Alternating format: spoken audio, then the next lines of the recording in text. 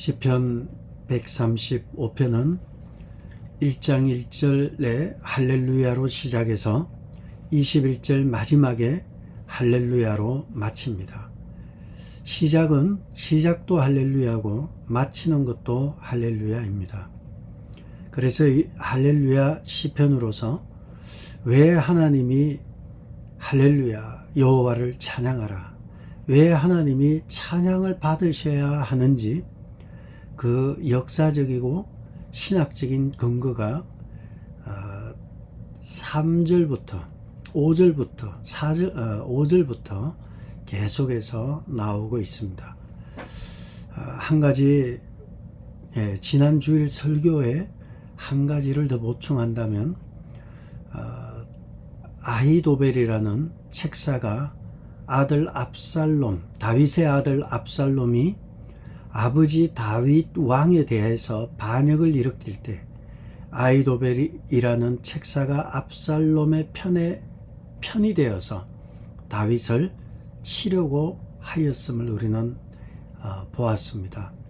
이 아히도벨이 족보를 따지면 다윗이 처했던 밧세바의 친할아버지가 됩니다. 그래서 아마도 가문을 더럽혔던 다윗에 대해서, 밧세바는 우리아의 아내였고, 그리고 아히도벨에게는 가문을 중시 여기는 그러한 족보를 가진 사회에서 가문을 더럽힌 다윗에 대해서 개인적인 감정을 가지고 압살롬에게 붙어서 다윗을 제거하려 하지 않았나, 이런 이야기가 있어서 여러분에게 소개시켜 드리는 것입니다. 어쨌든 오늘 다시 본문으로 돌아가서 135편에 할렐루야로 시작해서 할렐루야로 끝나고, 할렐루야는 여호와를 찬양하는 것이고, 여호와를 찬양하고 여호와를 송축한다는 것은 하나님 앞에 겸손한 자세로 이 예배 드리는 것을 의미하는 것이죠. 예배라는 것은 그런 면에서 인간의 겸손함과 하나님에 대한 이러한 것이 예배의 관계가 될 것입니다. 그렇다면 이제 135편에서는 예배 공동체로서 이스라엘이 왜 하나님을 찬양해야 되는가에 대한 이야기, 그것에 대한 이야기를 보려고 합니다. 먼저 1절에 보시면 할렐루야 여호와의 이름을 찬송하라, 여호와의 종들아 찬송하라, 여호와의 집 우리 여호와의 성전 곧 하나님의 성전 뜰에 서 있는 너희여. 그래서 너희여 어떻게 하라는 거예요? 3절에 여호와를 찬송하라, 선하시며 아름다워서 그래서 어떻게 하라고요? 3절의 마지막에 여호와를 찬양하라. 1절에 여호와를 찬송하라 3절에 가서 찬송하라 하고 그 중간에 그는 선하시며 그는 아름다우시다. 그래서 1절에서 4절까지는 온통 찬송하라는 것입니다. 찬송하라, 이것은 결국 다시 말씀드리지만 여호와께 예배자로 서라는 거예요. 예배자라는 개념 속에는 나는 주님의 피조물이고 하나님은 창조주로서 내가 하나님 앞에 하나님을 두렵고 떨림으로 그 앞에 나아가는 것이 예배자의 자세예요. 그래서 찬송하고 경배하고 예배드리고 이 모든 것은 맥이 거의 비슷한 그죠. 다 같은 말들입니다. 그러므로 우리가 하나님 앞에 예배 드린다는 것 속에, 예배자로 선다는 것 속에는 인간의 겸손함, 그리고 하나님만이 창조주이시고 전능자이심을 고백하는 것이 전제가 되어야 하는 것입니다. 하나님의 백성된 성도들은 그러므로 하나님의 백성된 크리스찬들, 하나님의 백성된 성도들, 그리스도인들의 기본적인 것은 바로 하나님의 백성으로서 왕이신 하나님을 예배하는 것이 그의 백성의 자세가 되는 것입니다. 하나님을 찬송하고 하나님께 예배드리는 것은 그의 백성됨을 의미합니다. 우리는 성도라 불리움을 받고 그리스도인이라 크리스찬이라 불리움을 받는다는 것 속에는 하나님을 찬송하고 하나님께 예배드리는 것이 전제된 것입니다. 그러므로 우리의 운명은 하나님을 찬송하며 살 수밖에 없는 하나님께 예배자로서 서는 운명으로서 하나님께 찬송과 영광과 존귀와 경배를 올려드려야 하는 것입니다. 그러면 우리는 왜 우리는 하나님 앞에 예배를 드려야 될까? 왜 하나님께 찬송을 드려야 될까? 그 얘기가 5절부터 14절까지 나옵니다. 특별히 이 두 가지를 말씀드리면 크게 두 가지입니다. 하나님께서 찬송을 받아야 될 이유 두 가지인데, 첫째는 그분은 창조의 하나님이시라는 겁니다. 두 번째는 그는 구원의 하나님이라는 것입니다. 창조와 구원의 하나님이기 때문에 그분은 영광과 존귀와 찬송을 받으시고 송축 받으시고 마땅히 예배 받으실 분이 바로 우리 주님이라는 것입니다. 그렇다면 5절에서 7절에 보면 창조의 하나님이 나옵니다. 내가 알거니와 여호와께서 위대하시며 우리 주는 모든 신들보다 위대하시도다. 여호와께서 그가 기뻐하시는 모든 일을 천지와 바다와 모든 깊은 데서 다 행하셨도다. 안개를 땅 끝에서 일으키시며 비를 위하여 번개를 만드시며 바람을 그 곳간에서 내시는도다. 그가 창조의 하나님으로서 예배를 받으시기에 합당하다는 거예요. 왜냐하면 6절에 천지와 바다와 모든 깊은 데서 만드신 창조의 하나님. 천지는 하늘과 땅과 그리고 바다 깊은 곳과 그리고 모든 것을 다 행하시고 만드신 분이시며 7절에 안개를 땅 끝에서 일으키시고 비를 위해서 번개와 바람을 또 일어내시는 분이에요. 우리가 지난 주에 눈이 많이 왔습니다. 그 눈이 얼마나 많이 왔는지 여기서 아마 운전하고 가면 10시간 이상을 운전하고 가야 되는 저 남쪽에 아틀란타에서부터 또 워싱턴 DC도 눈이 그렇게 왔다고 합니다. 그리고 뉴욕, 뉴저지에도 말할 것도 없고요. 롱아일랜드나 뭐 말할 것도 없어요. 이것이 어떻게 그 전체가, 그 넓은 지역 전체가 온 땅이 눈으로 덮이고, 이것은 우리가 아무리 과학이 발달하고 많은 학문이 발달해도 이것을 처리할 힘이, 우리는 창조주가 아니에요. 우리는 주어진 것을 과학적으로 객관적으로 분석할 뿐이지 우리는 제대로 바람 하나 일으키지 못하고 비를 내리지 못하며 천지 만물을 어떻게 할 수도 없어요. 우리 있는 거 쓰는 거예요. 오늘도 여러분 예배가 끝나면 일터로 가는데 아침을 먹고 옷을 입고 뭐 이래 가잖아요. 우리가 한 게 없어요. 자연이 다 내놓는 것을 우리는 마음껏 쓰는 거예요. 그러나 그분은 창조의 하나님이시라는 거예요. 하늘과 바다와 땅과 깊은 것과 안개와 비와 천둥과 번개와 바람을 일으키시는 분이 우리 하나님이라는 겁니다. 그래서 어째라는 거예요. 그래서 여호와를 송축하라. 여호와를 찬양하라. 그는 선하시며 아름다우신 분이시고 그는 창세기 1장 1절에 태초에 하나님이 천지를 창조하시는 창조의 이야기가 제일 먼저 나오는 것입니다. 우리가 여호와를 찬송하고 예배드려야 될 이유는 바로 그가 창조의 하나님이라는 것입니다. 두 번째, 우리가 예배드려야 될 이유는 그는 구원의 하나님이라는 것입니다. 구원의 하나님이라는 것 속에는 역사적인 배경과 사건이 그 밑에 근거가 돼야 돼요. 어디로부터 구원이라는 거예요. 구원이란 단어는 혼자 독립할 수 있는 단어가 아니에요. 뭐뭐로부터의 구원이 되죠. 8절에 보면 애굽에 처음 난 자를 사람부터 짐승까지 치셨도다. 이 출애굽 사건을 언급하면서 애굽으로부터의 구원이에요. 초강대국, 이집트의 초강대국 바로로부터 이스라엘 백성을 끄집어내신 사건이 9절까지 나오는 거예요. 그리고 10절부터 그가 많은 나라를 치시고 강한 왕들을 죽이시고 아모리인의 왕, 바산 왕, 가나안의 모든 국왕에서 10절 이하는 출애굽에서 광야를 지나서 팔레스타인 땅, 가나안 땅에 가서 그 팔레스타인 땅에 많은 나라를 치고 정복해가는 이야기를 합니다.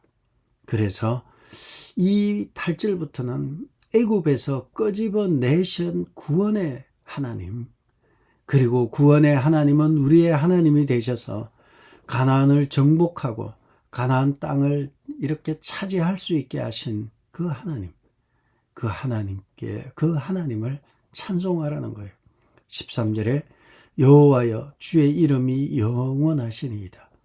주님은 우리와 인생과 달리 그냥 생로병사를 겪으며 가는 그런 분이 아니에요. 영원에서 영원에 이르는 창조주 하나님이시고, 그리고 그분은 선하시며 그의 이름은 아름다우신 분이셔서 그가 약속하신 것은 반드시 지키고야만은 여호와는 약속의 하나님, 약속을 성실하게 지키시는 하나님, 약속의 하나님, 영원하신 하나님, 여호와여 주의 이름이 영원합니다.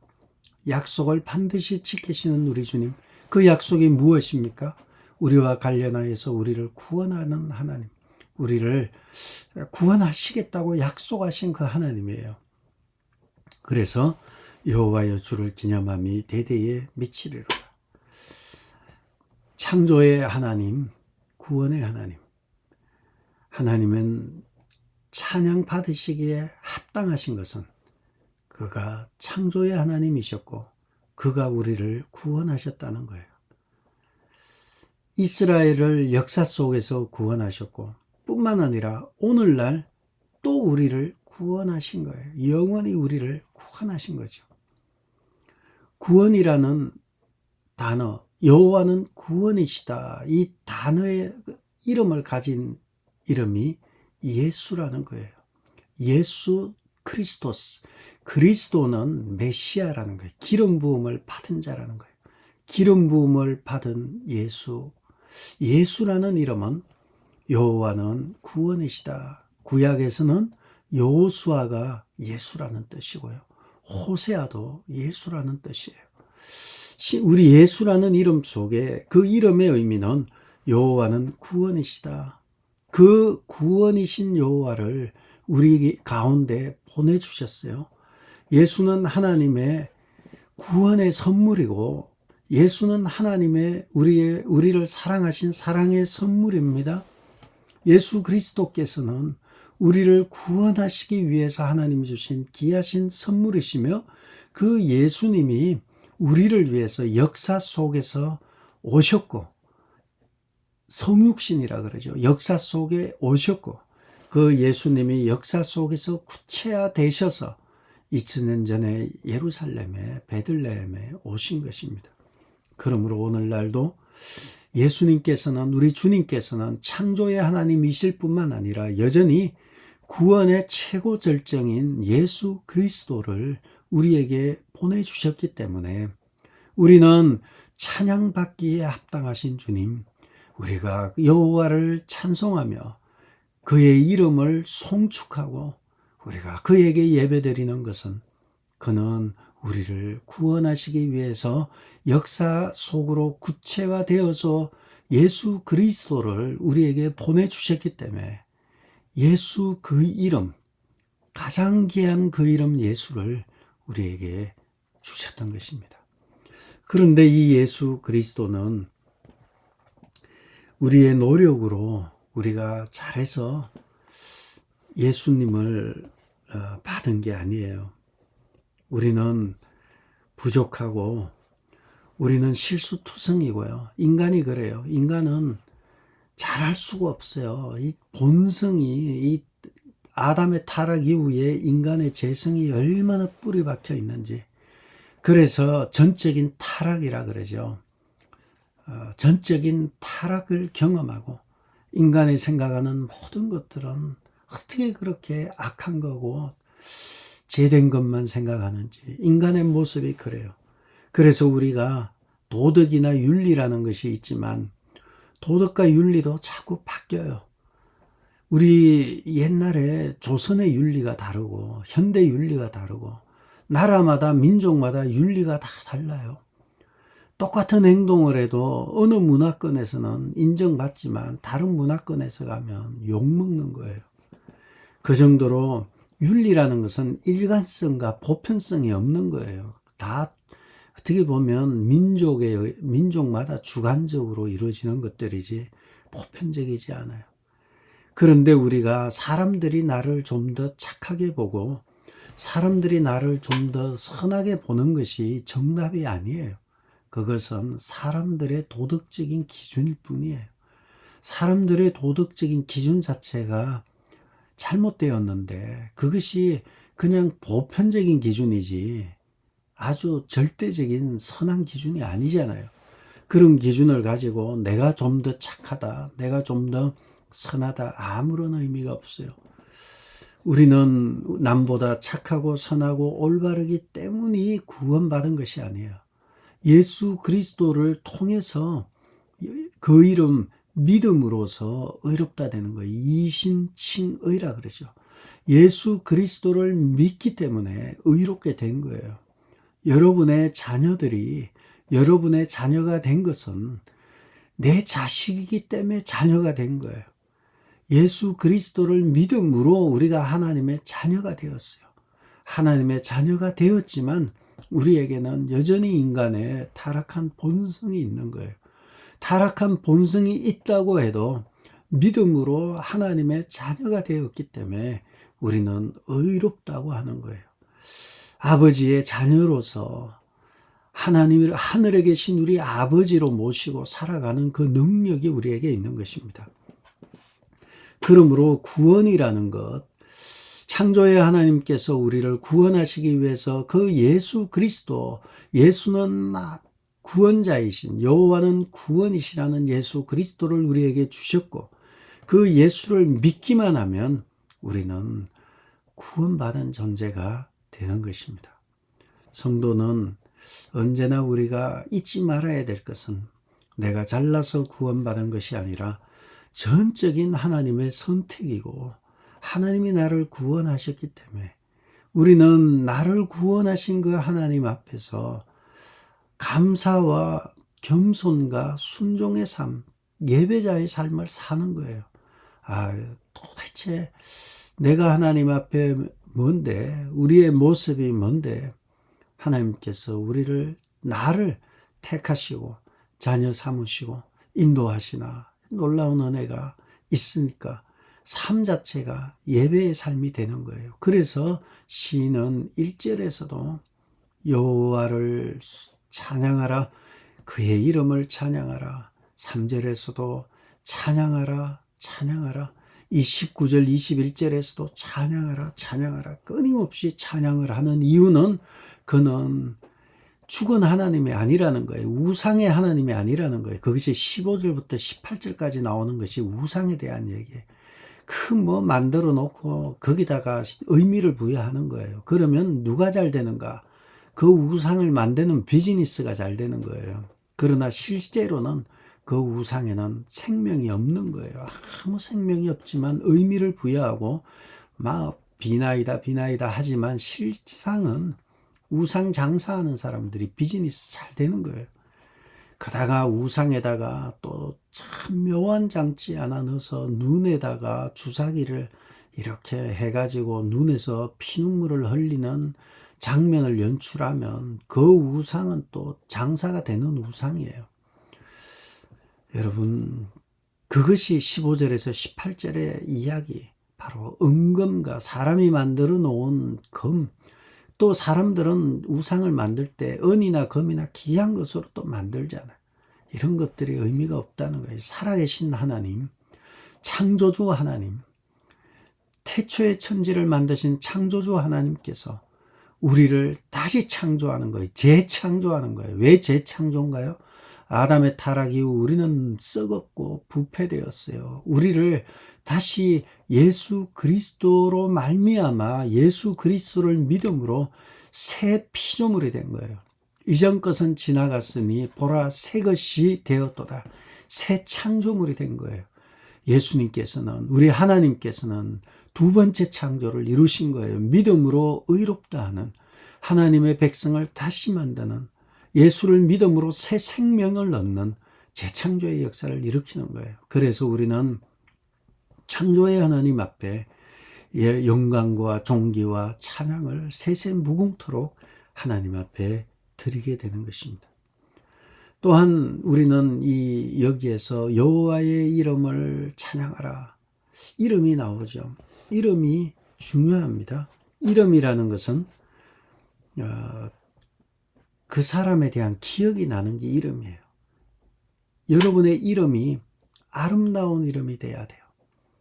여러분의 이름이 이름만 들어도 불쾌하고 이름만 들어도 화가 나고 이런 이름이 아니라 가장 아름다운 이름, 그 이름 예수. 예수란 이름 앞에 온 세계의 그리스도인들이 그 앞에 무릎을 꿇는 거예요. 마찬가지로 여호와의 이름이 그러하듯이 여러분의 이름도 아름답게 기억되고 인정받는 여러분 되기를 바랍니다. 우리는 그리스도인이라는 새로운 이름을 가진 자들이에요.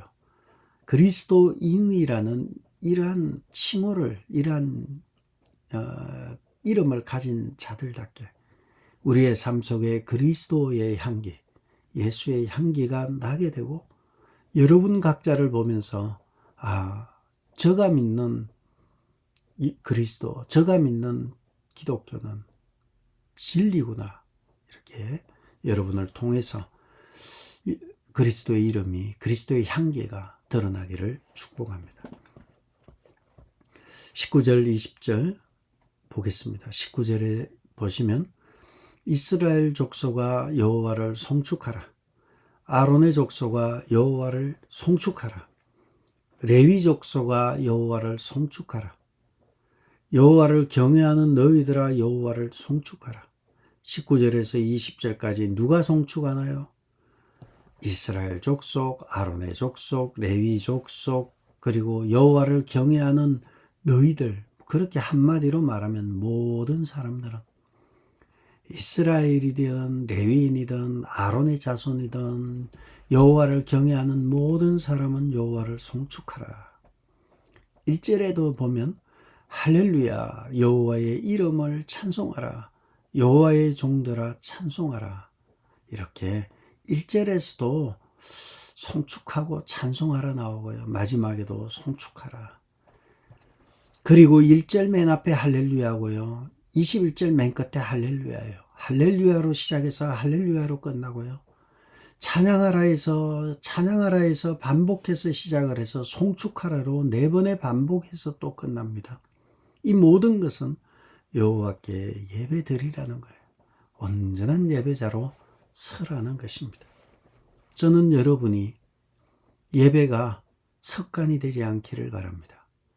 예배는 그냥 습관이 되어서 주일날 한번 왔다 가고 그냥 습관적으로 드려진 예배가 아니에요. 예배는 하나님께 드리는 것이고 예배는 하나님을 만나는 것입니다.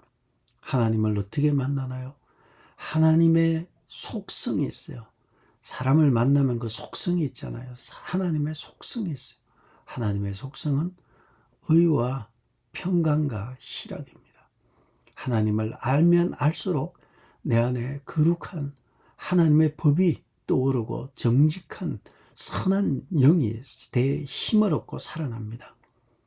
그리고 하나님을 알면 알수록 하늘로부터 주어지는 평화가 내려지고 기쁨이 생기고 세상을 살아갈 힘을 얻습니다.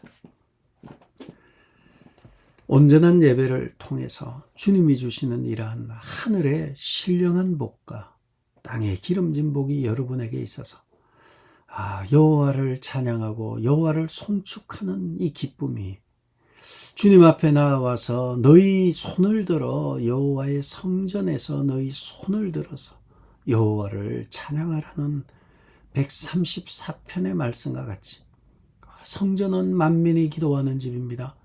만민이 기도하는 주님 앞에 기도와 온전한 예배자로 선다면 하나님께서 다윗에게 이 시편 기자에게 주셨던 이 감동들, 이 은혜들이 여러분에게도 나타날 것입니다. 여러분의 삶이 일상의 삶 가운데 매일의 삶이 예배의 삶을 살고 예배자로 삶을 살면서 하나님이 내게 베풀어 주신 이 놀라운 구원의 은혜, 물론 당연히 창조의 사역이죠. 창조와 재창조죠. 재창조는 구원의 이 은혜, 이것을 오늘 하루도 누리면서 여러분의 삶의 자리에서 주님이 베풀어 주신 사랑으로 충만하고 주님이 주시는 기쁨과 평안이 넘치는 복된 여러분 되시기를 주의 이름으로 축복합니다. 기도하겠습니다. 아버지 하나님, 여호와를 찬양하고 여호와를 찬송하며 여호와께 송축하는, 결국 인생이 할렐루야로 시작해서 할렐루야로 끝나는 승리의 기쁨이 넘치고 늘 하나님 앞에 감격과 감동이 있는 예배자의 삶을 사는 그러한 귀한 성도들 되게 도와주옵소서. 오늘 하루도 하루를 시작합니다. 우리 하나님께서 주님의 품 안에 사랑하는 귀한 성도들을 품어주시고 성도들이 오늘도 이 시간 자녀들을 위해서 또 여러 가지 문제를 놓고 주님 앞에 기도하는 것마다 하나도 땅에 떨어지지 아니하고 다 이루어지는 복되고 귀한 하루 되게 도와주시고 오늘 하루도 어디로 가든지 무엇을 하든지 주님과 동행하며 승리하는 하루 되게 도와주옵소서. 예수님의 이름으로 기도드렸습니다. 아멘. 하늘에 계신 우리 아버지여, 이름이 거룩히 여김을 받으시오며 나라의 마옵시며 뜻이 하늘에서 이룬 것 같이 땅에서도 이루어지이다.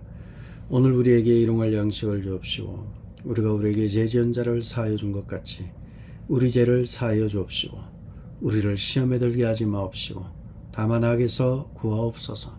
나라와 근세와 영광이 아버지께 영원히 있사옵나이다.